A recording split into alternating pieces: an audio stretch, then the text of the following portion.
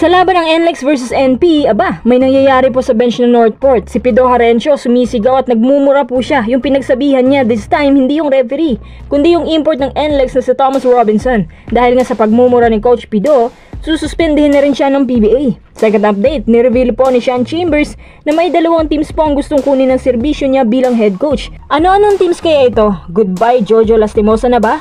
Or kay Coach Cardell?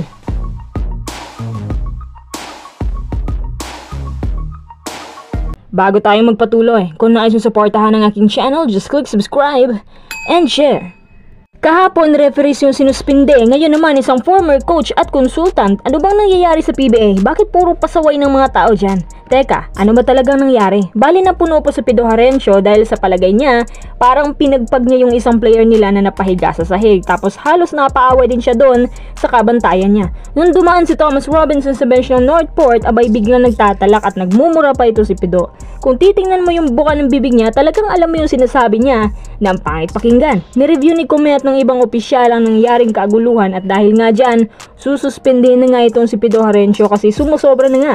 Napansin ko itong si Pido madalas napapaaway ngayon. Galing UAAP pa yan, napapaaway din siya dun. Kung tutusin, hindi na nga siya yung coach, so dapat nasa bench lang siya para maging consultant at hindi para makipag-away.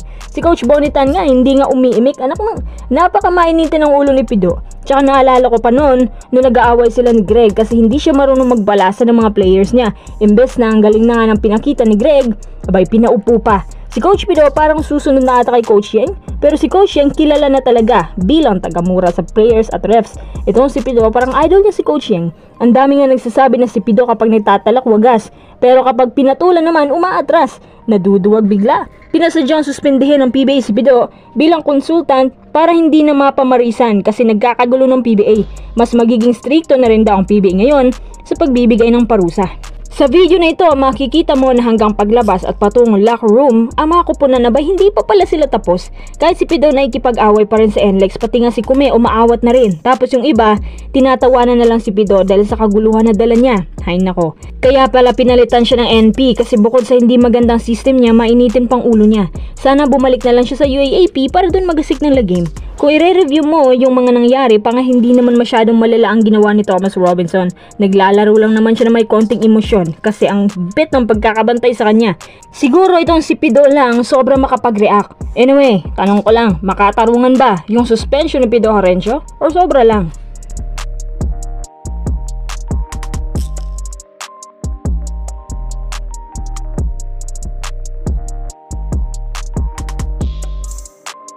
Tara, next update tayo. Sean Chambers, mga koys, nandito ngayon sa Pilipinas upang kausapin ang mga PBA teams na interesado sa kanyang serbisyo bilang head coach. Alam nyo ba kung ano-anong teams ito?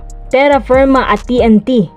Bakit pati TNT? Ganito kasi yan. Si Coach Jojo as interim coach lang pala. Akala ko si Coach Chot nang babalik na head coach sa TNT pero hindi pala. Si Coach Chot para pa rin pala sa Gilas. Interesado pala ang TNT na kunin si Sean Chambers para gawing head coach nila. Tapos si Coach Jojo magiging assistant. Matatandaan na tinawag din ang TNT ang serbisyo ni Chambers noong mga nakaraang season para tulungan na mapaganda ang core nila. So ngayon, gusto na nila ito maging head coach. Pero kapag hindi natuloy, sa Terra Firma ang punta ni Chambers. Inaamin ni Chambers na hindi pa siya nakapag-decide kung saan team ang gusto niya. Pero pakiramdam ko sa Terra Firma yan. Last year, may rumor na noon na papalitan na si Coach Cardell dahil si Coach Cardell daw tumututol sa mga trades na ginagawa ng Terra Firma. Kahit ayaw ni Cardell na i-trade yung player na gusto niya, pero wala siya magagawa dahil coach lang siya. Ang management ang nagdedesisyon. At ayaw ng Jeep na may tumutol sa desisyon na ginagawa nila. Pero dahil ang Jeep walang makitang kapalit, kaya pas lang muna. Pero in fairness naman sa Jeep ngayon ganda ng pinapakita nila ngayong season kasi first time sa kanilang franchise na nagkaroon sila ng back-to-back wins. Isaac Go, pati mga rookies nila lumalaban na rin. Gusto ko yung fighting spirit nila under kay Coach Cardell. Mukhang nagiging maayos naman lahat and actually may punto naman din si Coach Cardell sa hindi pagsang-ayon sa mga best picks nila. Kung si Sean Chambers nga ang solusyon para mas gumandang nilalaro ng core nila, depende pa rin yan sa maraming factors gaya ng players, officiating at swerte.